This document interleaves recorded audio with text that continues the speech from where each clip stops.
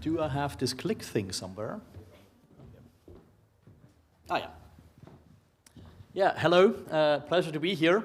Now you have one more talk about the financing need, but I also want to translate it into the investment opportunity. Let's move. Yeah, here we go. So why am I here? I'm not a biologist, I'm an investor and I'm an entrepreneur. However, I always liked to be a bit at the forefront of innovation. And so in 2009, I built a company called SUSI. That's an investment fund financing infrastructure against climate change. Doing very well, but as an entrepreneur, when things go very well, you get bored and then you move to the next thing.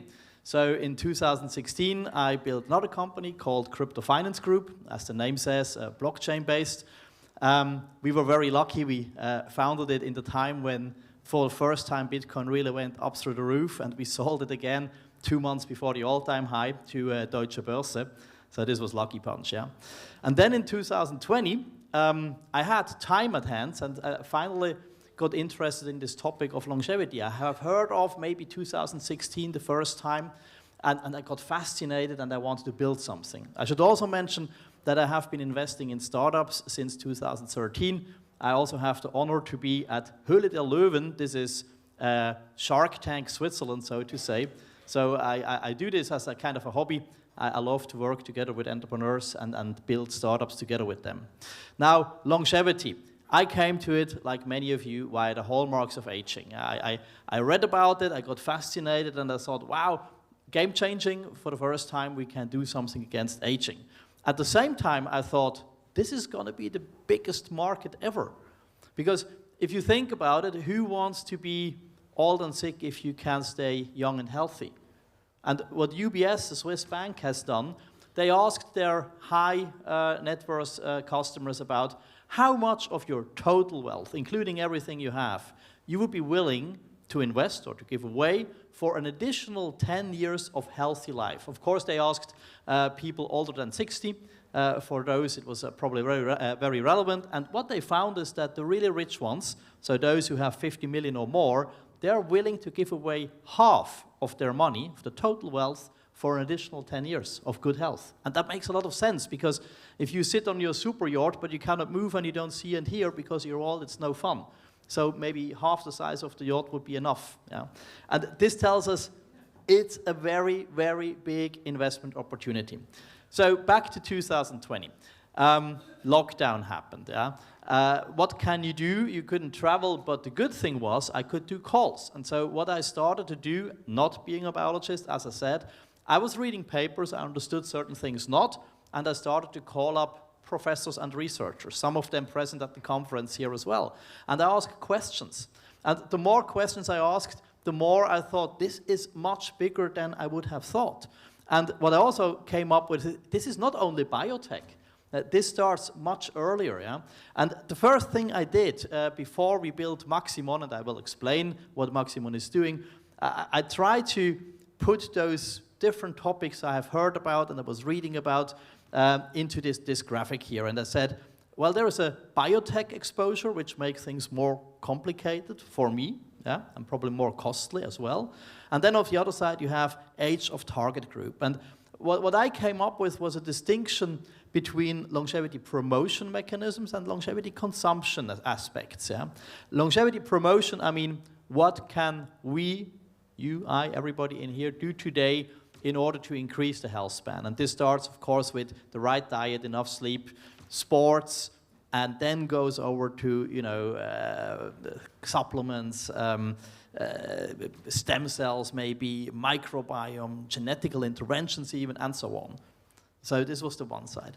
But then I started to, in the many talks I have, also understand, wow, we talk about a shift in society. Because our whole society today is basically built in 3 stages. Birth until end of education, then you have your professional life with marriage and kids, and then old age and dying. Yeah?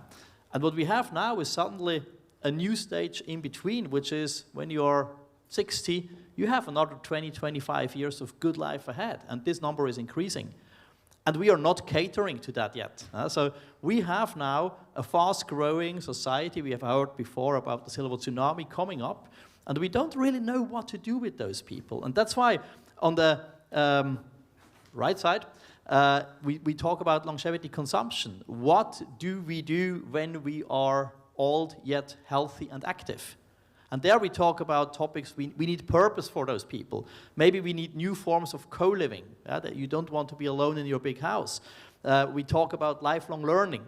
And that's also aspects where companies need to be built. And that's not biotech, I guess. Yeah? So that's what I have seen. And then, of course, the next question I ask myself, well, as an investor, how much money do I have to invest? And how fast do I see whether something functions? And with something functions, I mean the proof of market. I get feedback from the market. I have a product there. Somebody wants to buy it, pays the price I'm asking. Then I have the proof that I did something right. Yeah? But it also can be that I develop something for 10 years, and then nobody wants to buy it. Or it's not approved. There is a certain, I would even say there is a big risk for FDA approvals just not happening. And what you see here is I have grouped this into what I call the low or lower hanging fruits. So topics where you can build a company, you can build a product, and you're relatively fast, meaning in the first 5 years or so, latest, get a feedback from the market. You are in the market, you are selling something, you make a turnover, you have a proof of concept or proof of market. And then what we have heard a lot before is like the moonshots, which have, of course, a super high return potential if they come through, but they often take 10 years or more until you are in the market with the product. And when we look at the financing needs, suddenly we talk about, 100 million or more as well. Of course, not at once and not in day one, but over time. And when we compare this to, let's say, a supplements company, I mean, we have a supplement company called Avea. They are in the market basically less than 1 year after we founded the company. They make turnover today. We have invested a bit more than 5 million. We do invest more, so the company is growing and needs money. But after 1 year, we got the feedback. And then you adjust based on the feedback, your product, and so on. So I think this is quite important to understand from an investor perspective, that we have two very different animals in the room. One is the biotech moonshot with, potentially also huge earnings if they come, but it's a binary risk you take very often. You need to have a long breath and deep pockets. And on the other side, you have, let's call it the more consumer-oriented longevity approach, where it doesn't have to be the next big thing, but it can be something which is just needed now. Yeah? I'll give you an example, cryo chambers. Not very difficult to do that. You can build a company with cryo chambers. Oh, it's a competitive market. It's not complicated. You will get very fast customer feedback. Now next, how can you finance those things? And we have already heard about many of them, and I would like to walk through with you once again here. So grants. Yeah? Where do we need grants? More on the moonshot side. So I want to develop something, I need some initial money in the lab and so on, I can look for grants. Personal savings. If I build a company, how much of my own money can I bring in? Or the so-called 3F, that's the family, friends, and fools, who provide me because they believe in me with some initial capital. This is very often used on the lower hanging fruit side. Maybe if you want to do a cosmetic company, if you have an idea that you want to open an IV drip shop or something like that, you don't need millions at the beginning, and you will not get grants neither. And then you have the business angels. Business angels are people who believe in a topic. They want to be a bit more involved than just giving money. Maybe they want to a bit of an advice, give you advice, and so on. It's also risky business, I can tell you this, because if you take business angels early on and you promise them a bit too much and they have a bit of too big say in your company, it's very hard to get rid of them later on. So what I learned the hard way in one of the companies I built maybe 15 years ago, at the beginning you're just super happy that somebody gives you money. You say, wow, I got money, I can start, somebody trusts in me, super.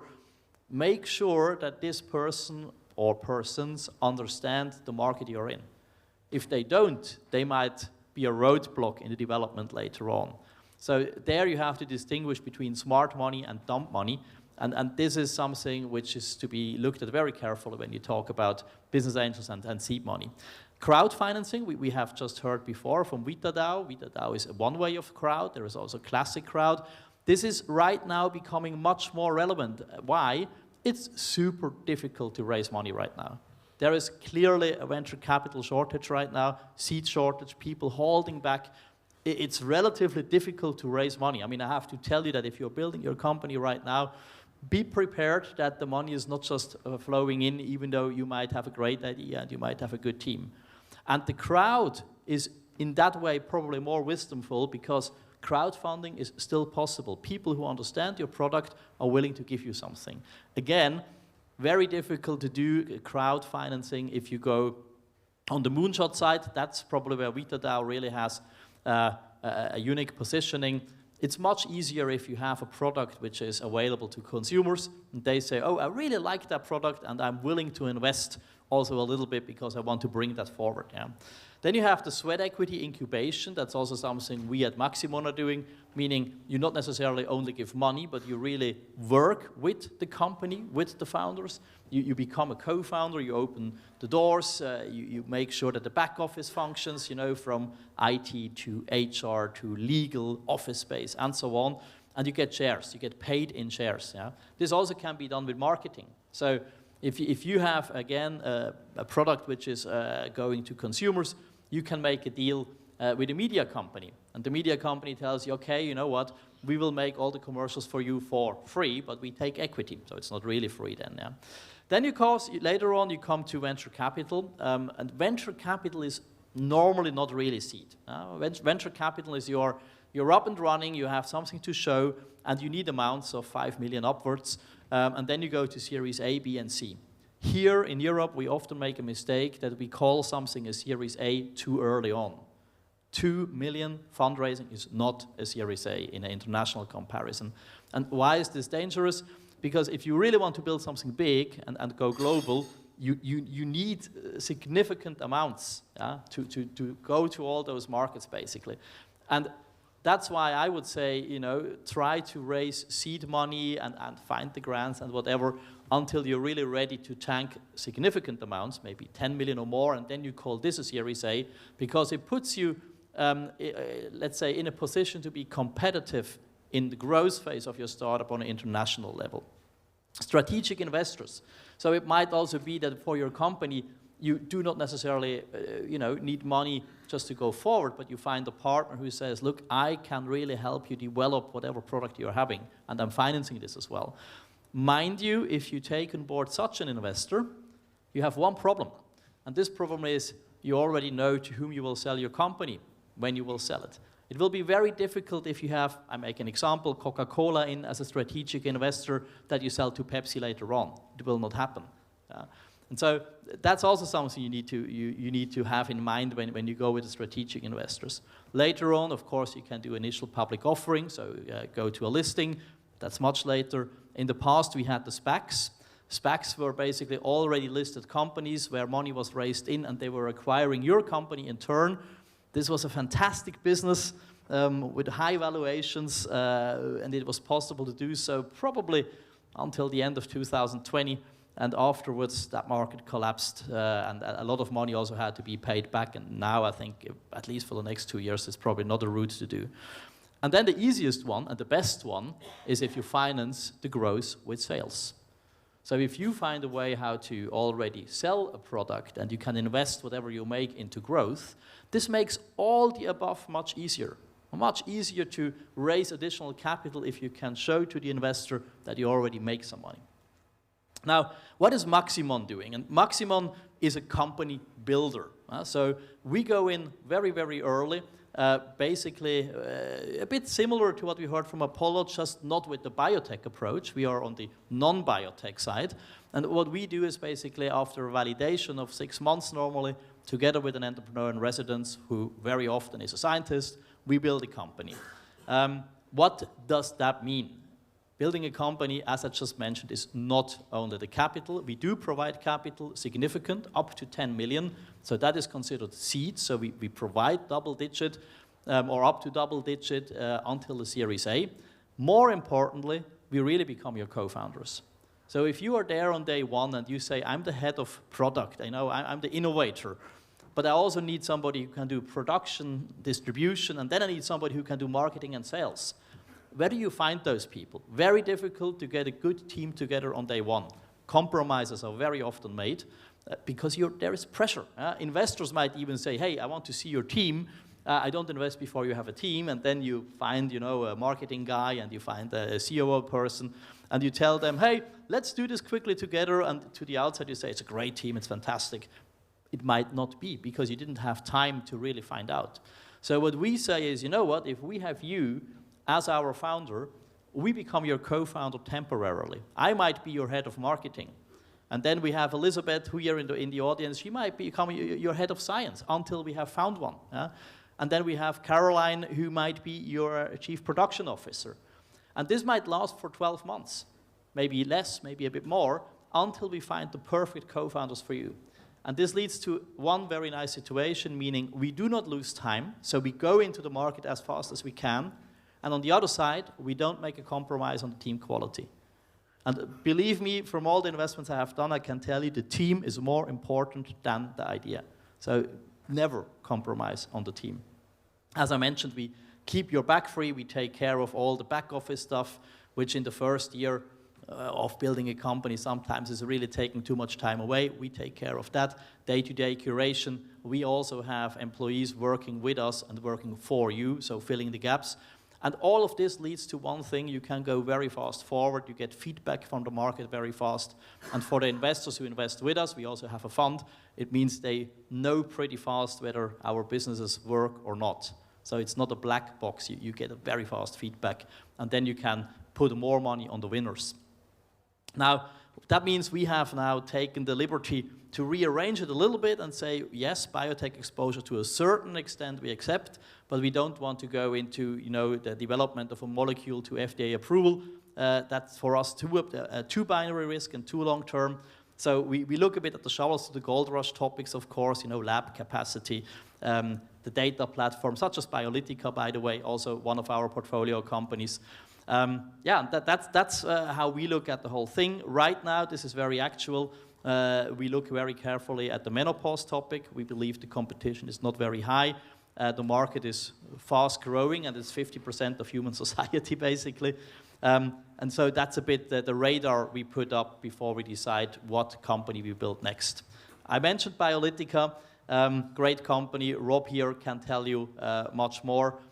Senior co-living, that's on the side of longevity consumption. Here we have a company which basically builds space for active seniors to live together, to have a purpose, to be integrated in a social circle. Ayun is our walk-in longevity clinic, opens the doors in Zurich in December, and then hopefully very fast will open in other cities around the world. And Avea, as you might know, is a supplement company, longevity-based supplements, and here, just the example. So Sophie was our very first founder. She is a scientist, chief of product. I became her temporary head of marketing. Caroline became her temporary head of production. And this really means we work day to day. This is not just, I give you advice, give me a call if you need something.